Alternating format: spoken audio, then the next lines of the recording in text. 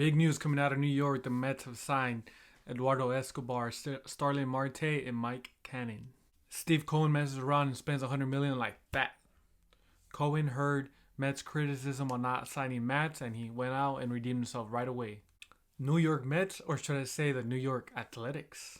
Marte Parte. Starling Marte has signed a 4-year, $78 million contract with the New York Mets. Marte is a very underrated player, and he had a very good 2020 season. Marte batted .308, had an 837 on-base percentage, and 12 home runs, and a league-leading 47 stolen bases. I like to pick up for the Mets. The only thing that concerns me, it's a 4-year deal. Marte currently is 33 years old, so it'll take him into his 37-year-old season.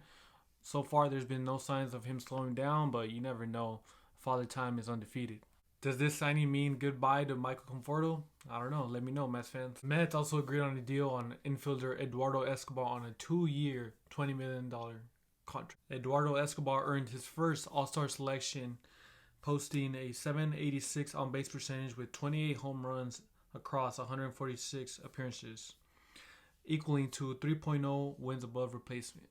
Overall, I like to pick up for the Mets as a switch hitting position player that will give them depth to the bottom of their lineup. Escobar will be probably taking over the third base spot, but he's very versatile and he can play all over the infield pretty much. One key to building a championship team is to have lots of versatile players. Mark Canha is going to provide that for the Mets this year. Mark Canha batted .231 with 17 home runs and a .358 on base percentage, equaling to 2.5 wins above replacement. So overall, a nice pickup for the Mets. Mark Canha can play all three outfield positions, so it allows the Mets to move players around and give them rest days. Steve Cohen did seem a little mad, and he put out some thoughts on Twitter. He said, "I'm not happy this morning. I've never seen such unprofessional behavior exhibited by a player's agent. I guess words and promises don't matter." So, do you think these three moves were a reaction to Mats leaving the Mets? Do you think Mats will regret actually signing with the Cardinals now instead of re-signing with the Mets, as they've made some solid acquisitions to build up their team? Overall, solid pickup by the Mets, but does this put them ahead of the Atlanta Braves as far as the division favorites so far? I'm not ready to put that on them yet. I still think they need to pick up a couple more pieces, but we'll see what they do with the rest of the free agent season. Last topic I would like to cover is the possibility of Marcus Stroman not returning to the New York Mets.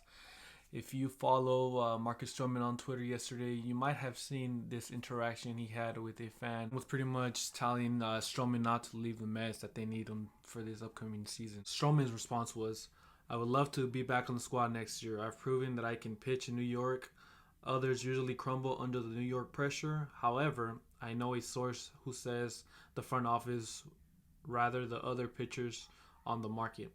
I'm going to dominate wherever I end up." Then he went on to say that the source was actually him.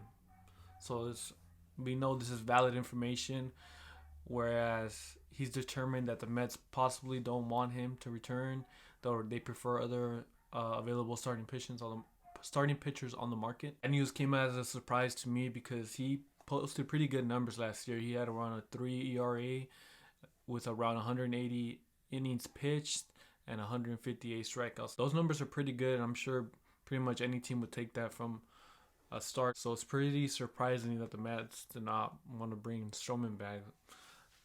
Things could change. Maybe he does end up re-signing with the Mets, but as of now, it's not looking very likely. If you enjoyed this video, go ahead and give me a like and comment on your thoughts below on the huge day the Mets had yesterday. And subscribe for more baseball videos reacting to baseball news and rumors